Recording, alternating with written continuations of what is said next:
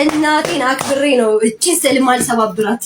የማንም ቅርሻታም ቅርሻቱን ካቀረሸ በኋላ እየመጣ ይቅርታ ይጠይቃል። እስከመቼ ድረስ እነዚህ ሰዎች ወንጌል እየሰበኩ ነው ጀግና የወንጌል አርበኛ እያልናቸው በሃይማኖት እንፋጃለን? አሁን ታማሚዋ ልጅ እንደመጣዩት እንደዚህ እንደ ሰሞኑ አይነት መናፍቃን ወይም አጽራረ ቤተክርስቲያን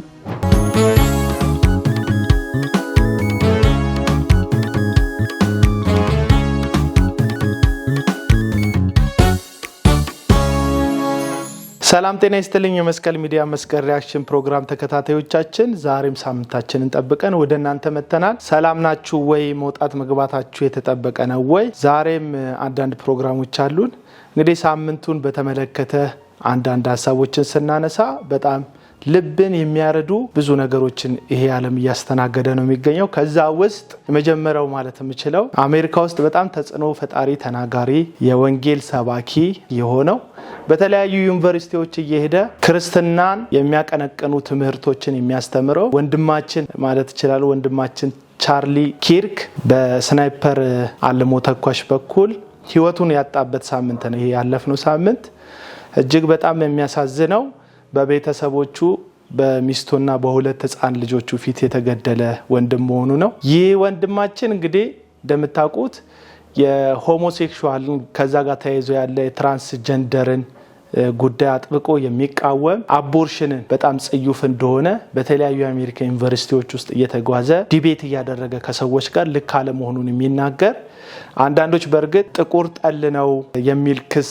ያቀርቡበታል። አንዳንድ ክስ እኔ ግን ባየሁት በቪዲዮዎቹ ስመለከተውና ሳጤ ነው ጥቁሮችን የማይጠላ ሁሉንም ሰው ማለት በሚቻል መንገድ ለመውደድ እንደ ክርስቲያን በጸጋ እየበረታ የሚኖር ሰው ነው እንጂ ጥቁር ጠል እንዳልሆነ ከቪዲዮዎቹ መረዳት ችያለሁ። አንዳንድ ጥቁሮች ተበድለዋል የሚሉ እንቅስቃሴ የሚንቀሳቀሱ ሰዎች መተው እሱ ጋር ጥያቄዎችን ሲያቀርቡ ንግግሮችን ሲያቀርቡ በቁጥር አሜሪካ ውስጥ በተጠና ጥናት ጥቁሮች እርስ በርስ መገዳደላቸውን ራሳቸውን አፕዴት አለማድረጋቸውን 13% የሚያክለውን የአሜሪካን ፖፑሌሽን ይዘው ነገር ግን በአሜሪካ የወንጀል ታሪክ ውስጥ 56%ን የሚፈጸሙ ወንጀል ውስጥ ተሳታፊ እንደሆኑ በቁጥር ማስረጃ ስለሚሞግታቸው ብዙ ሰዎች ጥቁር እንደሚጠላ ያወራሉ።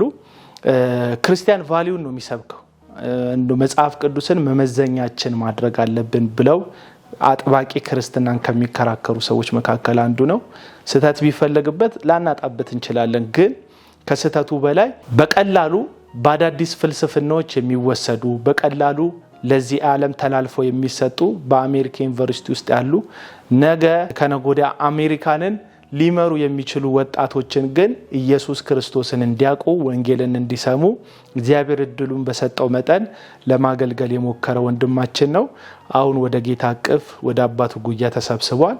ይሄ ያሳለፍነው ሳምንት ውስጥ አነጋጋሪ ከሆኑ ነገሮች መካከል አንዱ ነው። ካስተዋላችሁ ይሄንን ሳምንት ይሄን አንድ ሁለት ሳምንት በጣም ግድያዎች በዝተዋል። ኢንተርናሽናሊ ነው የሚላችሁ። ለምሳሌ አንዲት ስደተኛ ሴት ባስ ውስጥ ገብታ ከጀርባ በስለት የተወጋችበት ቪዲዮ ዓለምን ሲያነጋግር ነበር። ቅርብ ደግሞ ኒውዮርክ ውስጥም እንደዚሁ ጅምላ ጨራሽ በሚባል ደረጃ የብዙ ሰዎች ህይወትን ያጣ የመሳሪያ ግድያ ተደርጓል።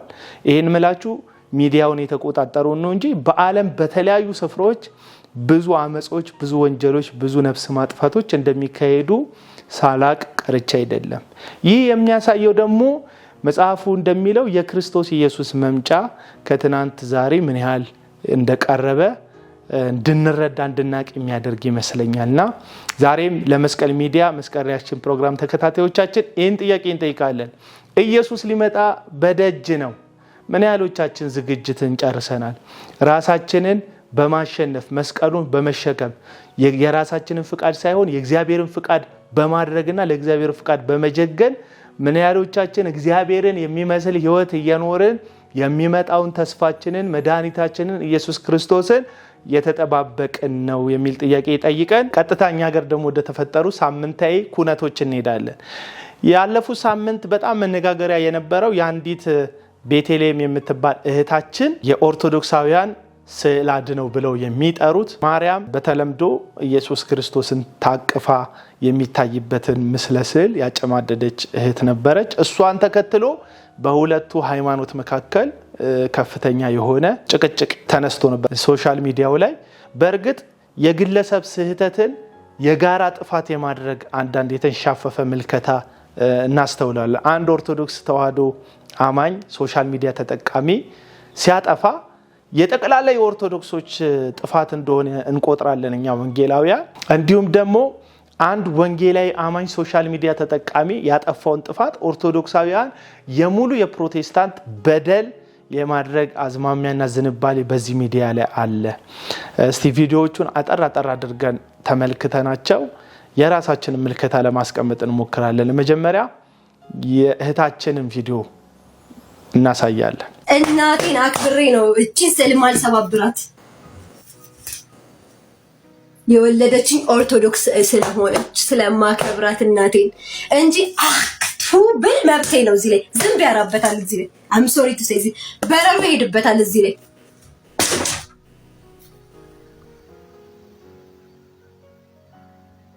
አላረግም። እናቴ እኔ ገዛሁት አለ ምስል ከፈለጋችሁ ቀድጄ ላሳያችሁ እስኪ ይለኛል።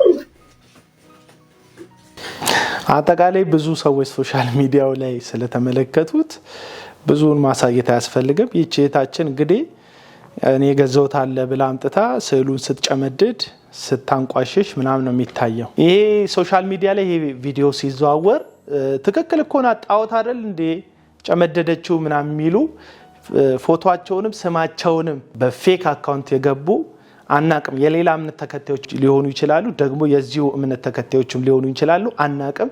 ብዙ ፌክ አካውንቶች ግን ልጅቷ ልክ እንዳደረገች ጣዖት እንደአቃጠለች ወይም ጣዖት እንደጨመደደች አይነት አድርገው ኮመንት ይሰጣሉ።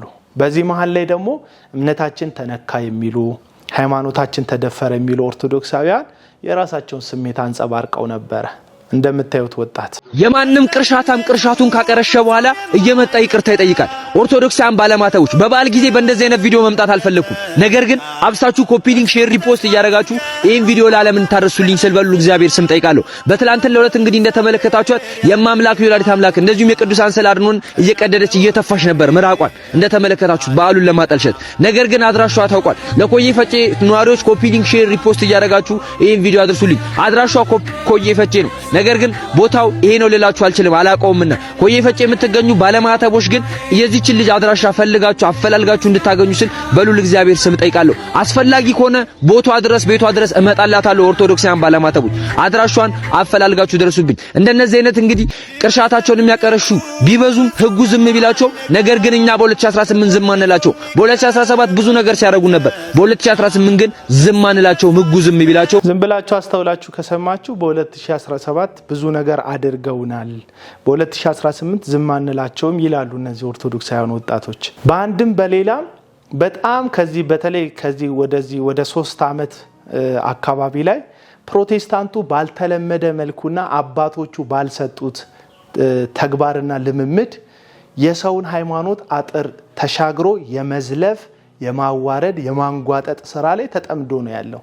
ሁሉንም ፕሮቴስታንት ይወክላሉ እንደዚህ አይነት አንጓጣጭ የሰው ሃይማኖት የማያከብሩ ሰውን የማይወዱ ወንጌል የሚመስላቸው የሰውን እምነት መዝለፍና ማዋረድ ብቻ የሚመስላቸው ወንጌል መጽሐፍ ቅዱስ ላይ ቢቻላችሁ ከሰው ሁሉ ጋር በሰላም ኑሩ የሚለውን የእግዚአብሔርን ቃል ረግጠውና ትተው የራሳቸውን ዓላማ የሚያደርጉ ሰዎች ሁሉንም ፕሮቴስታንት ይወክላሉ ካለን አይወክሉ፣ ሁሉንም አይወክሉ። እነዚህ ሁሉንም የማይወክሉ ፕሮቴስታንት በሚያደርጉት ድርጊት ግን እንደ ሁሉም ፕሮቴስታንት ጥፋት ተደርጎ ነው የሚቆጠረው። በዚህ ሁኔታ ላይ ካውንስሉም ሆነ የወንጌላዊ አብያተ ክርስቲያናት መሪዎች የሆኑ ሰዎች ወጥተው ትክክል አይደለም ያደረጋችሁት፣ ወጣቶች ተረጋጉ፣ እምነታችንን እኛ በዚህ መንገድ አይደለም የምናስፋፋው የሚል አባታዊ ምክር አልመከሩም። ስለዚህ የነዚህ ሰዎች ጥፋት ባይ ዲፎልት እንደ ሁሉም ወንጌላዊ አማኝ ጥፋት ተደርጎ በኦርቶዶክሳውያን ወጣቶችና በሶሻል ሚዲያ ተጠቃሚዎች ዘንድ ይታሰባል። ይሄ አስተሳሰብ ሮንግ መሆኑን ዛሬ ካልተናገርን ነገና ከነገ ወዲያ ትልቅ ጥፋት ሊያስከትል ይችላል የሚል እምነት ስላለን ነው እንደ መስቀል ሚዲያ ዛሬ እንንቃ፣ ዛሬ መንቃት አለብን፣ ፍቅርን ያልተቆጠበ ምህረትን ያልተቆጠበ ርህራይን በተለይ በተቃራኒ እምነት ውስጥ ላሉ ሰዎች ልናፈስላቸው ይገባል። ኢየሱስ ክርስቶስ እኔ የህይወት ውሃ ምንጭ ነኝ አለና ከኔ ምን ያለ የጠጣ ከኔ የተካፈለ ከሆዱ የህይወት ውሃ ምንጭ ይፈልቃል አለ። የማይቋረጥ የሚፈስ ወደ ሌሎች የሚደርስ የህይወት ውሃ ምንጭ ከኛ ወጥቶ በምህረትና በሰላም ወደ ሌሎች ደጅ ሊቀርብ ይገባል እንጂ በአምባጓሮና በዋልፈዘዝ በብልግናና በዘለፋ የሰዎችን ቤተ እምነትን በማቃለል ወንጌላዊ እምነት አይገነባም ልንል ይገባል።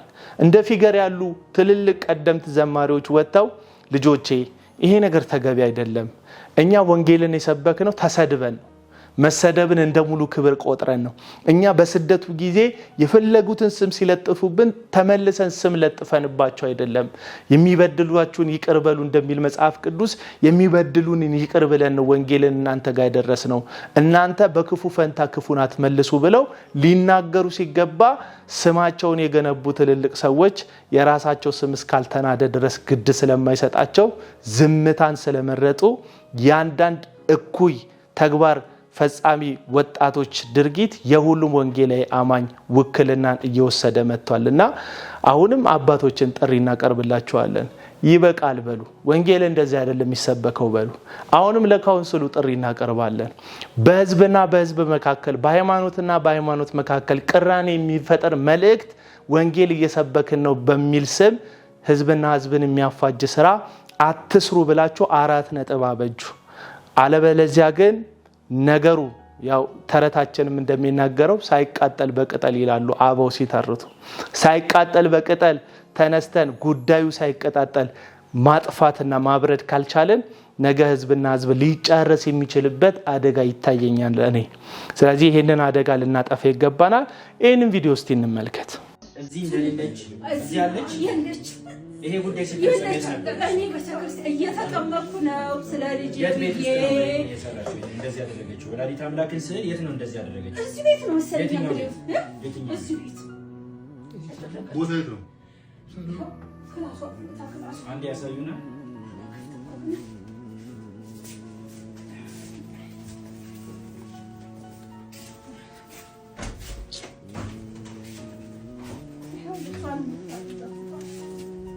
ያውችን መሰለሽ ልጅ እንደዚህ ሆነች። ያው ከደኛ ፎቶ ይሄ ነው ልጅቷ። አሁን የምታዩት አለች ምንጭ ልጅ ናት። ልጅ ያሁን የምታዩት ቤት ያለችም አሁን በሽተኛዋ ነው የምታዩት። አሁን ታማሚዋ ልጅ ነው የምታዩት። አረ ድረሱልኝ። እኔ ጮሃለሁ። በቃ ወይ እኔ ጮሃለሁ።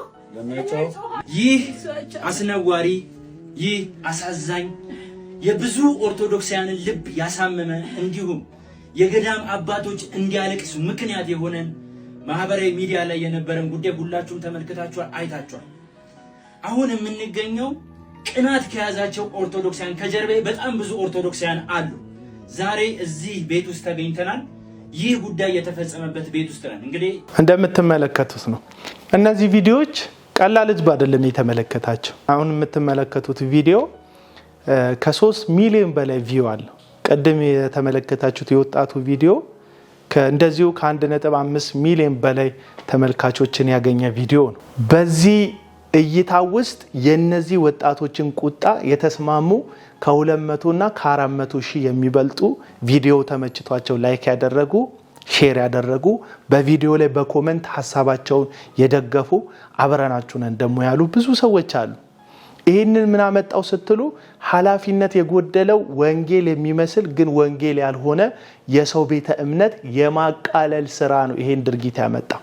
እነዚህ ወጣቶች ሃይማኖታዊ ቅናት ተሰምቷቸው ሊሆን ይችላል፣ አሊያም በሶሻል ሚዲያ የተነሳ ግርግር መካከል ላይ ራስን ጀግና አድርጎ ለማሳየት ፈልገው ሊሆን ይችላል። የትኛውም ይሁን ልባቸውን የሚያውቅ እግዚአብሔር ነው። ነገር ግን እነዚህ ልጆች ዛሬ የአንድ ሰው ቤት አንኳኩተው ተገኝተዋል። ነገና ከነጎደ አሁንም ዘለፋችንን ካላቆምን የሰው እምነት ማክበር ካልጀመርን በሰላም ለመኖር ካልፈለግን አንዳንድ አምባጓሮ የሚፈጥሩ ሰዎችን ተው ተቀመጡ ወንጌል እንደዚህ አይደለም ጳውሎስ እንደዚህ አይደለም የሰበከው ሐዋርያው ቅዱስ ጴጥሮስ እንደዚህ አይደለም የሰበከው ኢየሱስ እንደዚህ አይደለም የሰበከው ወደ ቃሉ እንመለስ ማለት ካልቻልን ኒ ሶሻል ሚዲያ እጃቸው ላይ ያለ ስልክ እጃቸው ላይ ያሉ ሰዎችን መቆጣጠር መምከር ካልቻልን ነገና ከነጎዳ ዛሬ አንድ ሰው ቤት ተንኳክቷል የብዙ ሺዎች ቤት በእምነታቸው ቀናይነት የሚሰማቸው ተበዳይነት የተሰማቸው ሰዎች ሊንኳኳ እንደሚችል ማወቅ አለብን ዛሬ የአንድ እናት ቤት ተንኳክቷል ነገ ምን ዋስትና አለን የብዙ ሺህ ሰዎች እናቶች ቤት መንኳኳቱ ዛሬ አንድ ሰው ቤት ተደርሷል ነገና ከነጎዳ እናንተ ቤት ስላለ መምጣቱ ምን ዋስትና አላችሁ ምክንያቱ ደግሞ ሶሻል ሚዲያ ላይ የሰውን እምነት አለማክበር ነው ለዚህ ደግሞ ሃይዋይ ስለጠፋ ነው ተው እንደዚህ አይደለም ወንጌል የሚሰበከው የሚል ሰው ስለሌለን ነው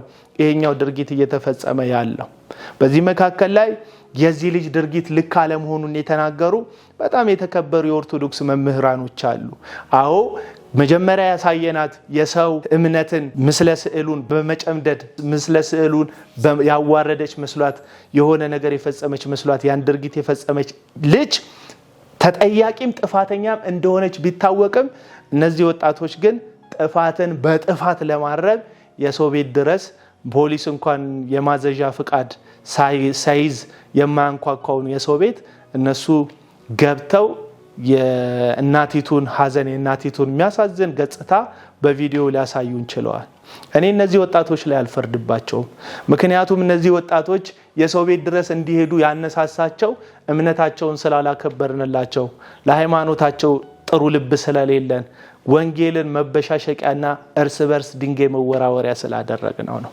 ለዚህ ደግሞ አባቶች ሃያላሉንም አብያተ ክርስቲያናት መሪዎች የካውንስል መሪዎች በጉዳዩ ላይ ጣልቃ ገብተው ይሄ ልክ አይደለም የሚል መልእክትን አላስተላለፉልንም ሁሉም በዝምታ የራሳቸውን ኑሮ ከወንበራቸው ጀርባ በጸጥታ እየመሩ ነው የሚገኙት በተለይ ኃላፊነት የጎደላቸው በአሜሪካና በአውሮፓ የሚኖሩ የራሳቸውን ቤተሰብ ያስመለጡ ኢትዮጵያ ውስጥ ስለሚፈጠር የትኛውም ክስተት ግድ የማይሰጣቸው እነሱ በሰው ሀገር ስለሚኖሩ ብቻ ኢትዮጵያ ውስጥ ስለሚፈጠር ነገር ግድ የማይላቸው የሰው ሀገር ሄደው 24 ሰዓት ነፃ ኢንተርኔት እየተጠቀሙ ህዝብና ህዝብን ለማፋጀት ወንጌል በሚል መሸፈኛና መደበቂያ የህዝብን ሃይማኖት የሚዘልፉ የሚያጠለጥሉ የሚያዋርዱ ሰዎች በእኛ ቤተ እምነት ስለበዙ ነው እንደዚህ አይነት ድርጊቶች እየተፈጸሙ ያሉት እስከመቼ ድረስ እነዚህን ሰዎች ጸጥ እንላቸዋለን እስከመቼ ድረስ እነዚህ ሰዎች ወንጌል እየሰበኩ ነው ጀግና የወንጌል አርበኛ ያልናቸው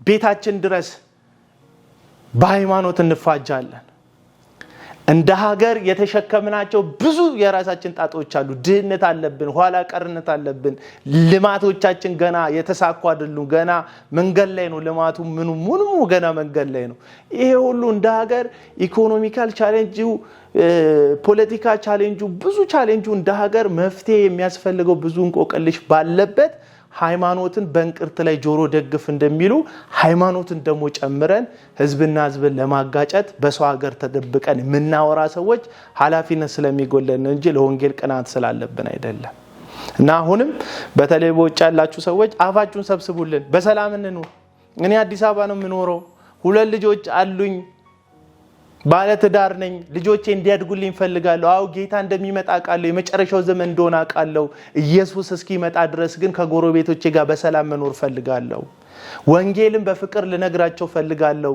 እናንተ ግን በሁለቱ ቤተ እምነቶች ውስጥ ጸብን አምባጓሮን እየፈጠራችሁ ነው ለምንድን ነው እኔ የወንጌላዊ እምነቶች አማኞችን ጫና አድርጌ የምናገረው የሚመለከተኝ ያለውበት ስለሆነ ነው ኦርቶዶክሳውያን ሆነው ማህበራዊ ሚዲያን በክፉ ዓላማ የሌላውን ቤተ እምነት በማዋረድ የሚጠቀሙ ብዙ ሰዎች አሉ አዎ አሉ እነሱንም ቤተክርስቲያን ውስጥ ያሉ አባቶቻቸው እንዲነግሯቸው እንዲያነሳሷቸው እንደዚህ አይደለም ወንጌል የሚሰበከው አባቶቻችን እየተዋረዱ እየሞቱለት እየተወገሩለት እንጂ ወንጌልን እኛ ጋር ያደረሱ ሰው ያሳደዱ አይደለም ብለው ይምከሯቸው ራሳቸው እኛ ግን በእኛ ኃላፊነቱን መውሰድ አለብን እንዴት ነው እናንተ ጋር ወንጌል የደረሰው ወዳጆች እንዴት ነው ወንጌል የደረሰው እስቲ እዚህ ውስጥ ምልክት ይስተኝ እስቲ አንድ ሰው ሁለት ሰው ቸርች ጣራ ላይ ድንጋይ ያልወረወረ አለ ከናንተ መካከል? መናፍቅ ብሎ ያልተሳደበ አለ? ከሌላ ቤተ እምነት የመጣችሁትን ነው ምለው፣ ፕሮቴስታንት ውስጥ የተወለዳችሁትን አይደለም። እንደኔ ከሌላ ቤተ እምነት የመጣችሁ ሃይማኖቱን አልሰደባችሁ? ለስድባችሁ የስድብ ምላሽ ሰጥተው ነው ወደ ጌታ ያመጣችሁ ሰዎች ወይስ ጌታ ይባርክ ብለዋችሁ? ስለዚህ የፈለገውን ያክል ሰው ወደኛ እምነት ድንጋይ ቢወረውር እግዚአብሔር እንዲባርከው እየጸለይን ልንማርክ ነፍሳትን ልናደን እንጂ የሚገባን ክፉን በክፉ ፈንታ ልንመልስ አይገባንም። መጽሐፍ ቅዱስ እንደዚህ ይላል፣ ክፉን በክፉ ፈንታ አትመልሱ፣ ከዛስ በክፉ አትሸነፉ። በምን በክፉ አትሸነፉ? ከዛስ ክፉን በመልካም አሸንፉ ይላል የእግዚአብሔር ቃል ሲናገር። አሁን ብዙ ፕሮቴስታንት ክፉን በክፉ እየመለሰ በክፉ እየተሸነፈ ነው ያለው። ክፋትን ማሸነፊያ አንድ መንገድ ብቻ ነው ያለው፣ ክፋትን በክፋት አለመመለስ። ያ የማሸነፊያው መንገድ ነው እና እድሜም ትልቅ የሆኑ ሰዎች የዚህ አምባጓሮ አካል ናቸው። ይህ ቪዲዮ እናያለን፣ የመጨረሻችን እናደርገዋለን። ጤና ይስጥልኝ ወገኖቼ፣ እንደምን አላችሁ? አንድ በጣም ጥብቅ የሆነ ማሳሰቢያ ማስተላለፍ እፈልጋለሁ። ልብ ብላችሁ አድምጡኝ።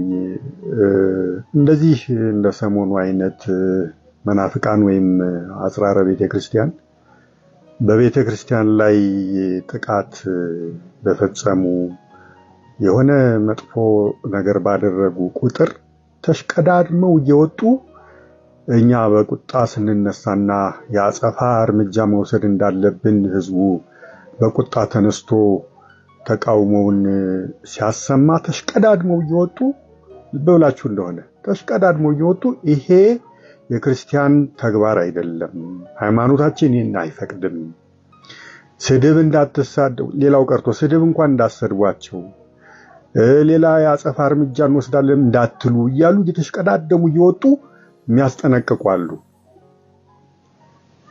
እነዚህ ሰዎች ቅጥረኞች ናቸው። ለምንድን ነው ይሄን የሚያደርጉት? እኛ በቃ ስልብ አልጫ እንድንሆን፣ እየተጠቃን እንድንኖር፣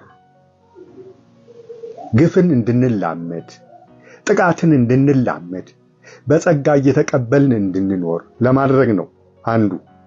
ሁለተኛው ደግሞ እነዚህ አጽራረ ቤተክርስቲያን ወይም መናፍቃን እንዲህ እንዳላገጡብን፣ እንደተጫወቱብን፣ እንደቀለዱብን እንዲኖሩ ለማስቻል ለማደፋፈር ማንም በቃ ሚነካን የሚቃወምን ምንም ጫፋችንን የሚነካ የለምና እንደፈለግን እንጫወትባቸው እያሉ እየተደፋፈሩ ዘላለም እንዲህ ሲላገዱብን እንዲኖሩ ለማስቻል ነው ይሄን የሚያደርጉት። ልብ በሉ።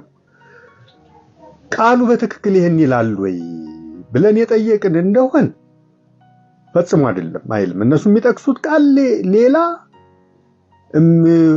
መሬት ላይ ያለው ተግባር ደግሞ ሌላ ነው። እርግጥ ነው ወንጌል ጌታ በወንጌል ወንድምህ ቢበድልህ ወንድሜ ቢበድለኝ ስንት ጊዜ ይቅር ልበለው ብሎ ቢጠይቀው 7 ጊዜ ነውን ብሎ ቢጠይቀው 7 ጊዜ አልልህም፣ ነገር ግን 7 ጊዜ 70 ነው እንጂ ብሎታል። በርግጥ ማንን ነው ግን? ወንድሜን ነው ያለው። መናፍቃን ጠላት ናቸው፣ ወንድም አይደሉም። ቤተክርስቲያንም አጽራረ ቤተክርስቲያን ነው የምትላቸው፣ ወይም ደግሞ በአማርኛው የቤተክርስቲያን ጠላቶች ብላ ነው የምትጠራቸው እንጂ ወንድም አይደሉም። ልብ በሉ። እነዚህ ቅጥረኞች ግን ወንድም ናቸው። እንደ ወንድም ያንን የተሳደበውን መናፍቅ ወንድም እህት እያሉ ነው የሚጠሯቸው። ልብ በሉ ምን ያህል ቅጥረኞች መሰሪ ቅጥረኞች እንደሆኑ።